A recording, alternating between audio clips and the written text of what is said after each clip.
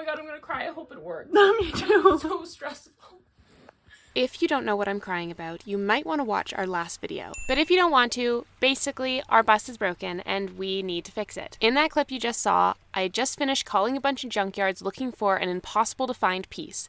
We finally found it, and we've been waiting for about a week for it to show up. It finally has. I got a call this morning. Whimsy's ready for pickup, so we're still feeling quite anxious about whether or not he's actually gonna be fit for duty, but we're gonna go see him and take him on a drive, and hopefully it's an amazing day and everything's gonna be perfect. After a long public transit ride down, we are finally reunited with Whimsy, but before we took him home, we wanted to check to make sure he wasn't leaking. That's good! The first check was all good, nothing under there, but after letting it sit for a while, unfortunately, we found a puddle. Dripping in the air.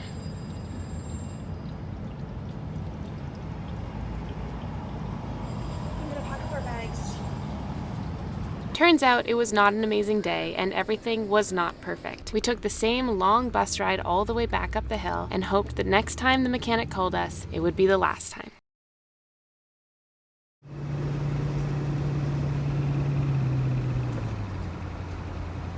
We've been broken down at my sister's house since June 5th. How many days is that? 1, 2, 3, 4, 5, 6, 7, 8, 9, 10, 11, 12, 13, 14, 15, 16, 17, 18, 19, 20, 21, 22, 23, 24, 25,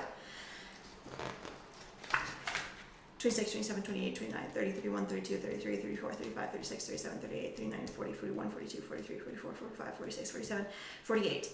It's been 48 days. So yeah, we've been stuck here for over a month, just kind of lollygagging around. We've had this whole house to ourselves for most of it, honestly. So that's been kind of nice, but yeah, we've been here. The bus is fixed now. Last we left off, you guys heard that we ordered a part from a junkyard, and that part got delivered and it was compatible and it went into our bus and everything was running smoothly. We got our bus back, and then there was another leak. We didn't drive the bus too far though, because we learned our lesson from before and thought that driving it up the big hill was not the move, because then we'd have to bring it down the big hill and be worried about the engine catching on fire. So that's not the move. We just drove it to a little beach nearby with no hills. And we got there, we looked under the engine, it was still leaking. We bring it back, the mechanic's like, okay, this time the part that's bad is in Vancouver, so it's not going to take us long to arrive, it's just going to be a couple of days.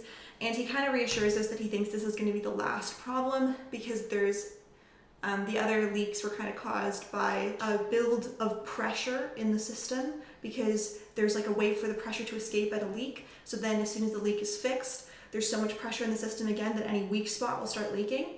So we fixed 3, I think. No, just 2.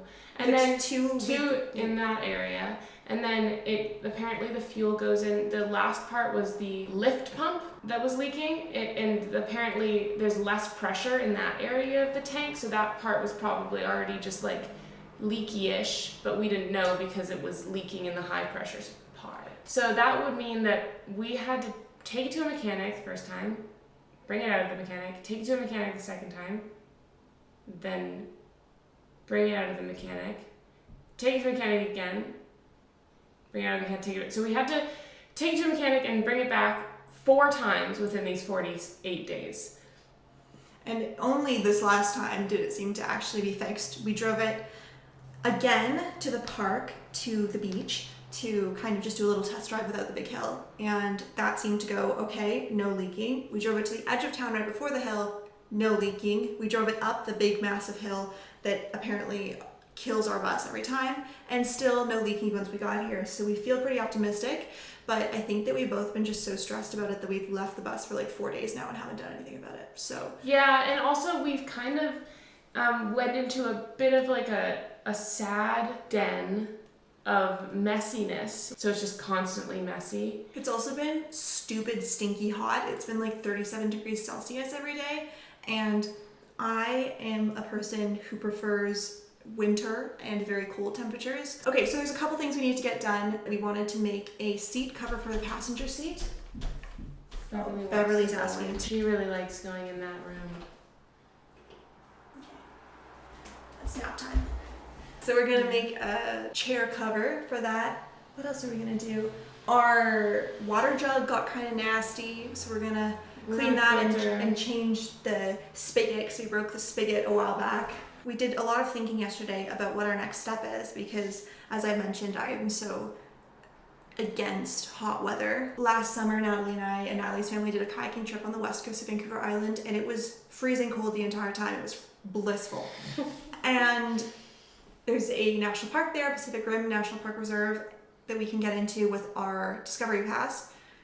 And there seem to be lots of free camping sites there. So I was thinking maybe that's the move for us, although that is kind of,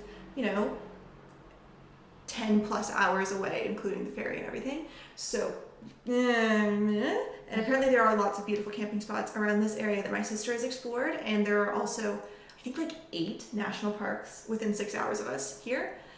So we're gonna stay here, and the reason why I think that's fine is because when you look up, say, Jasper, the city, what's the temperature in Jasper? It's like, oh, it's gonna be 36 degrees, it's gonna be 32 degrees, it's gonna be 33 degrees.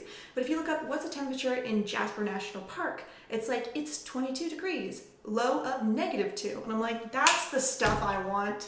Low of -2, that's it. Do we have a diesel heater anymore? No. But that just sounds swell. And Beverly comes under the covers if it's cold enough.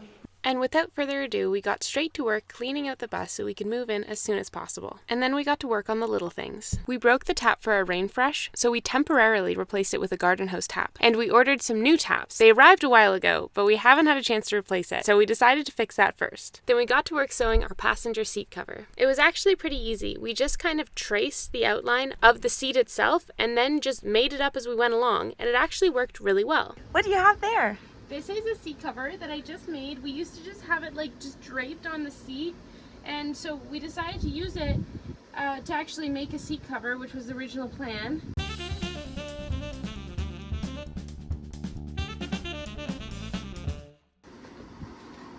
Ready to go. Nice. Looks great. And then we hit the road. We're gonna pour things out.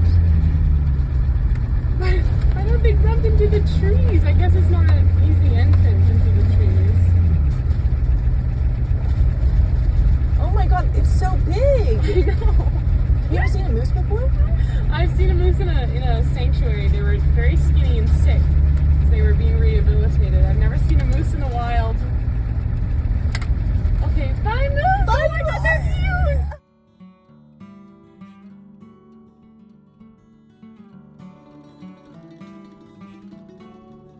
And so Whimsy has returned to nature, where he belongs. Our first stop was Wilson Lake Recreation Site, and we got so lucky with this spot because nobody else was here and we had the whole lake to ourselves.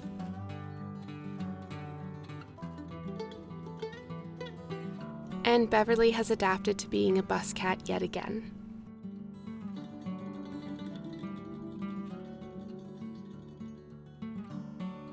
Thank you so much for watching. We're going to try to start posting more often as long as we don't have any more breakdowns. Fingers crossed. Bye.